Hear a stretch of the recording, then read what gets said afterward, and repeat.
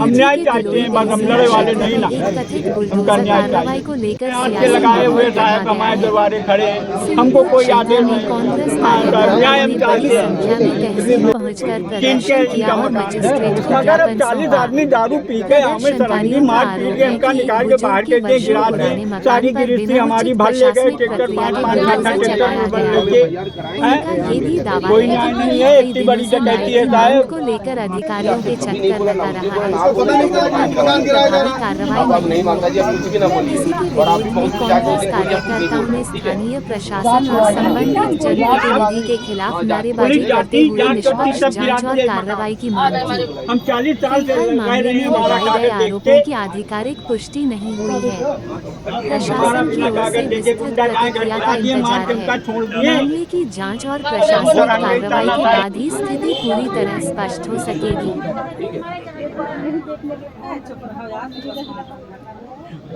भाई नेता है, कानून लेके जाती पुलिस जांच करते। हरवा भवानी में पुलिस के सहयोग से दबंगों द्वारा बुलडोजर द्वारा मकान गिराने के संबंध में निवेदन है कि प्रार्थी गणेश प्रसाद गुप्ता का मकान दबंगों द्वारा 25/6/26 को पुलिस की सहायता से बुलडोजर द्वारा गिरा दिया गया और घर की महिलाओं के साथ दुर्व्यवहार किया गया।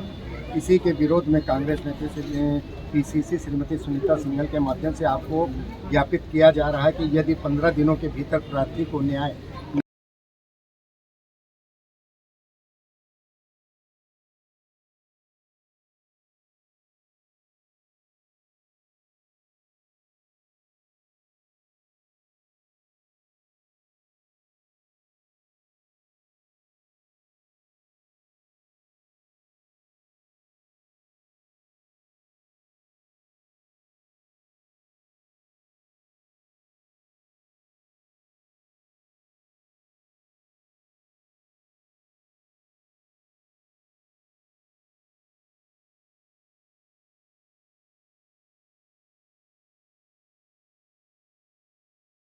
अगर इकट्ठा होकर वहाँ मिला के काम लगाएं तो हमारा हो जाएगा। सुनिए बात सुनिए, आप पहले बात सुनिए। दोनों पक्ष ने तहरीर दिया कि हमारा मकान है, लेकिन अभी तय नहीं हुआ। इसने भले कागज नहीं हुआ तो काम क्यों हो रहा है?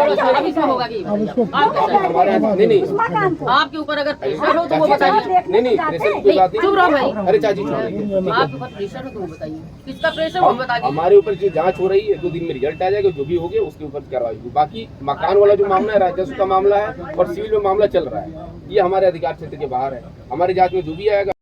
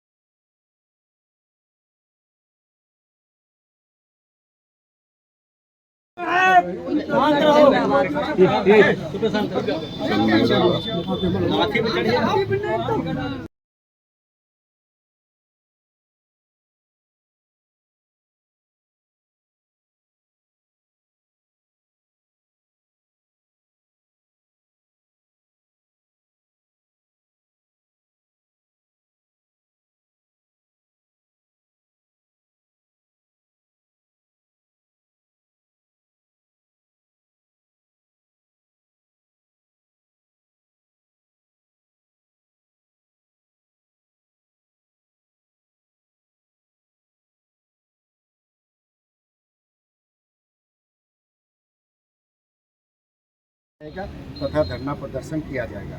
अतः आपसे निवेदन है कि विपक्षियों पर तत्काल प्राथमिकी दर्ज कर संवैधानिक कार्रवाई की जाए तथा प्रार्थी को न्याय दिलाया जाए। भैया को भाभी की यहाँ भी याद आती है।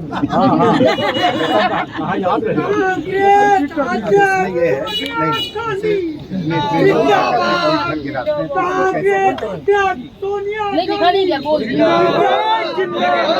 आप लोग जाके और आप मतलब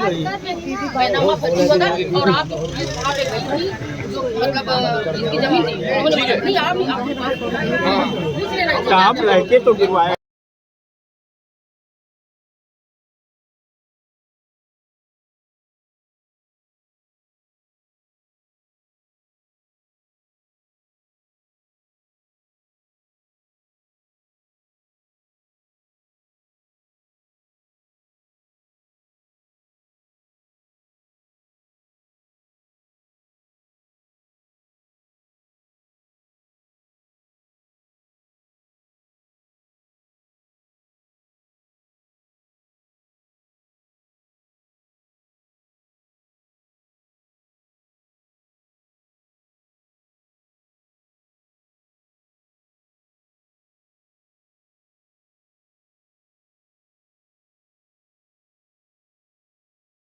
जैसा कि सबको पता है, यहाँ पर जो व्यक्ति 40 साल से घर में रह रहा था, उसका कब्जा था, उसका कब्जा हटा दिया गया।